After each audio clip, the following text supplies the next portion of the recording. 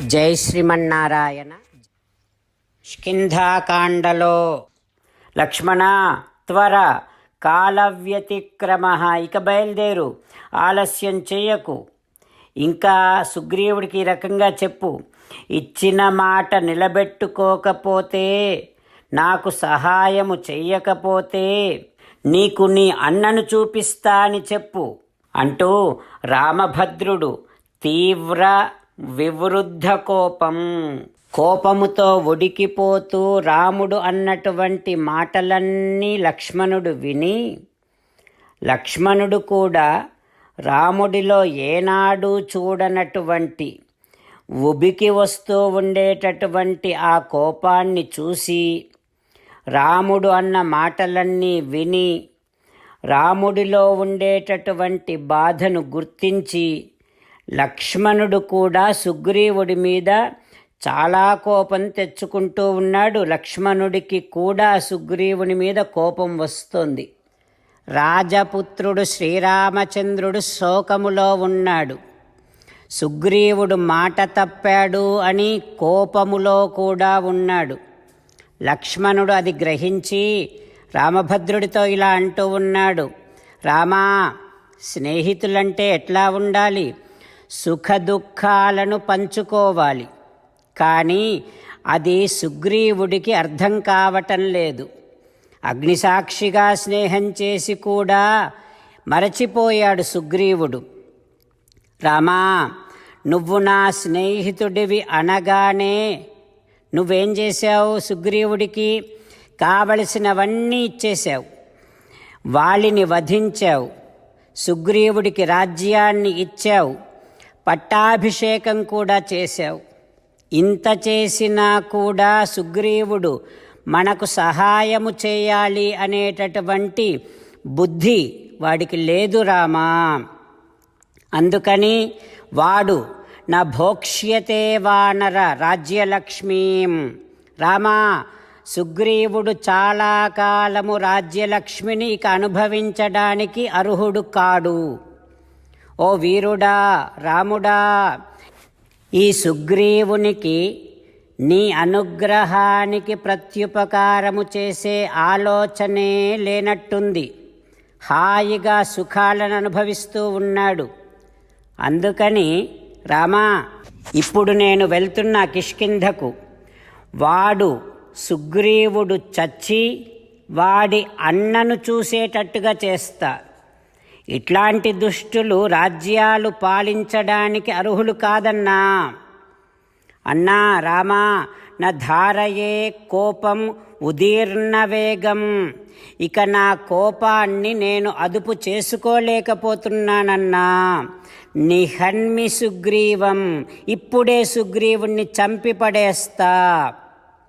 తర్వాత మనకి అంగదుడు ఇంకా చాలామంది వానరులున్నారు, వాళ్ళంతా మనకి సీతమ్మను వెతికి పెడతారులే అని లక్ష్మణుడు కోపములో ధనుర్బాణాలు పట్టుకొని ఇక బయలుదేరబోతూ ఉంటే శ్రీరామచంద్రుడు ఇట్లా అంటూ ఉన్నాడు, లక్ష్మణ, స్నేహితులను చంపుకోకూడదయ్యా.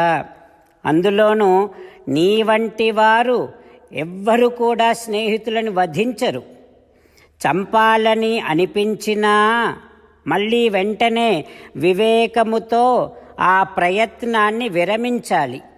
అట్లా చేస్తేనే వీరః పురుషోత్తమః, పురుషోత్తముడు నరోత్తముడు అని పిలువబడతారు లోకంలో. ఓ లక్ష్మణ, స్నేహితులను చంపటం మహాపాపం. ఆవేశపడకు. మనము అగ్నిసాక్షిగా చేసుకున్నటువంటి స్నేహాన్ని ఒక్కసారి నువ్వే జ్ఞాపకం చేసుకో. వాచా రూక్షాని పరివర్జయన్, అన్ని చెడు మాటలు మాట్లాడకు లక్ష్మణ, అంత కఠినంగా మాట్లాడకు లక్ష్మణ. మంచి మాటలతో పని అయ్యేటట్టుగా చూడు అని శ్రీరామచంద్రుడు చెప్పగానే రామచంద్రులను మనసారా ధ్యానము చేస్తూ పరమదయాలువు పరమశివుడు చెప్పిన పరమపావన రామనామాన్ని చెబుతూ మనము రామనామ గానము చేస్తూ ఉంటే అదిగో సీతారామచంద్రులు, పార్వతీ పరమేశ్వరులు, ఆంజనేయస్వామి, సకల దేవతలు, పితృదేవతలు, మహర్షులు, ఆచార్యులు, భాగవతోత్తములు అందరూ మనని చూసి ఆనందముతో అనుగ్రహిస్తున్నటువంటి దృశ్యాన్ని భావన చేస్తూ నోరారా రామనామగానము చేద్దాం. రామ రామ దశరథ రామ, రామ రామ దశరథ రామ, హే హే రాజా రామ, హే హే రాజా రామ, హే హే సీతారామ, హే హే సీతారామ. జై శ్రీమన్నారాయణ. భక్తులకు ప్రత్యేకమైనటువంటి విజ్ఞాపన. మీకు అన్ని విషయాలలో వెంటనే మంచి ఫలితాలు రావాలి అనంటే ప్రతిరోజు 1 నిమిషం వెచ్చించి నారాయణాస్త్రాన్ని చదవండి. ఇక మీకు తిరిగే ఉండదు. నారాయణాస్త్రాన్ని పొందడానికి మీరేం చేయాలంటే నారాయణాస్త్రం అనే వెబ్సైట్కి వెళ్ళి మీ పేరు, మీ ఈమెయిల్ ఇస్తే మీ ఈమెయిల్కి నారాయణాస్త్రం PDF వస్తుంది. అందులో ఒక రామాయణ శ్లోకం, ఒక గీతా శ్లోకం, ఒక విష్ణునామం ఉంటాయి. ఆ మూడింటిని కలిపి నారాయణాస్త్రం అంటాం. ప్రతి ఒక్కరికి వేరువేరు శ్లోకాలను ఇస్తున్నాం. ఆ రకంగా ఎవరి శ్లోకాన్ని వారు ప్రతిరోజు తప్పనిసరిగా చదవటం వలన ప్రతిరోజు ప్రతి 24,000 భక్తులతో ఒకసారి సంపూర్ణ రామాయణ పారాయణ, 33 సార్లు శ్రీమద్ భగవద్గీత పారాయణ, 24 సార్లు శ్రీ విష్ణు సహస్రనామ స్తోత్ర పారాయణ జరుగుతుంది. ప్రతి ఒక్కరికి అంతటి విశేష ఫలితము ప్రతిరోజు లభిస్తుంది.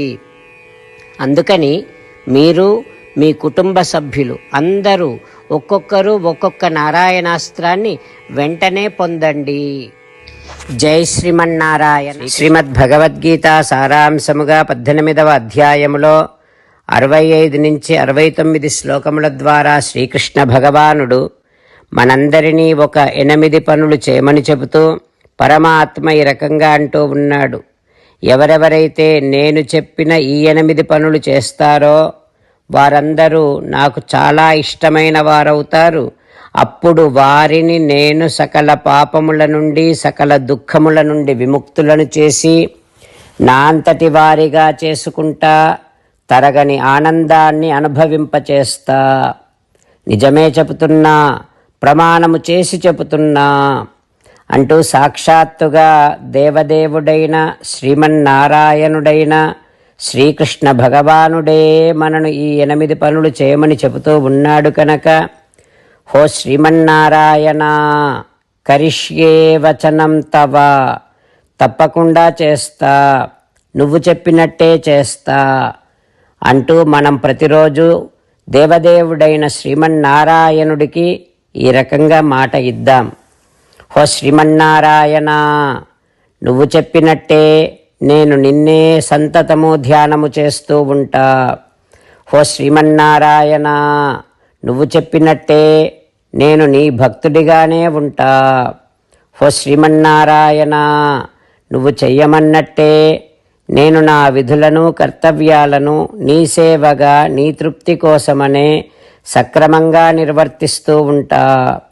హో శ్రీమన్నారాయణ, నువ్వు చెప్పినట్టే నేను నీవాడిని అనే మహావిశ్వాసాన్ని సంతతము కలిగి ఉంటూ నా హృదయములో నీకే నమస్కరిస్తూ ఉంటా. హో శ్రీమన్నారాయణ, మామేకం శరణం వ్రజ, నన్నొక్కడిని మాత్రమే శరణు వేడుకో అని నువ్వే అన్నావు కనుక నేను నిన్ను ఒక్కడిని మాత్రమే శరణు వేడుకుంటా. హో శ్రీమన్నారాయణ, మా శుచః, ఇక దుఃఖించకు అని నువ్వే నాకు భరోసా ఇస్తూ ఉన్నావు కనుక నేను ఇక దుఃఖించను. హో శ్రీమన్నారాయణ, నువ్వు చెప్పినట్టే నువ్వు నా కోసమని చెప్పిన శ్రీమద్భగవద్గీతను ఎప్పుడో ఒక్కసారి కాకుండా ప్రతిరోజు కనీసం 1 శ్లోకాన్నైనా అనుసంధానము చేస్తూ గీతోపదేశాన్ని జ్ఞాపకం చేసుకుంటూ ఉంటా. హో శ్రీమన్నారాయణ, నువ్వు చెప్పినట్టే నువ్వందరి కోసమని చెప్పిన శ్రీమద్భగవద్గీతను తెలియని భక్తులందరికీ తెలియచేసే నా వంతు ప్రయత్నాన్ని నిరంతరము కొనసాగిస్తూనే ఉంటా. ఓ శ్రీమన్నారాయణ, నేను నువ్వు చెప్పినట్టే చేస్తా, నీకు నచ్చినట్టే ప్రవర్తిస్తా, నీకోసమే పని చేస్తూ ఉంటా. కరిష్యే వచనం తవ. సర్వం శ్రీకృష్ణార్పణమస్తు. జై శ్రీమన్నారాయణ.